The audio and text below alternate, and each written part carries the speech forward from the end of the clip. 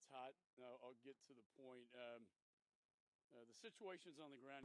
But yet, briefing after briefing, we hear this happy talk. We just did from the Pentagon. We did yesterday from the White House. That things are working fine. People are getting through. Americans are getting out. They're not. Last 24 hours.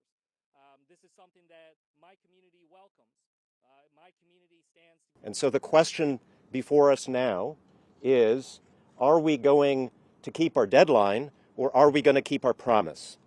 Are we going to allow the mission to determine the timetable, or are we going to let the timetable determine the mission? We did promise them. We had a promise that we would get them out. How can they trust America anymore if we violate our trust and our promises? What this comes down to right now is what is the worth of the American handshake? What is the value of that? Our promises, our commitments that we make to others. So you're absolutely right. This isn't about Republican or Democrat. It's about America, and it's about the expectation of what the American handshake means to those that were willing to put their lives at risk to be able to help us. So good morning or afternoon.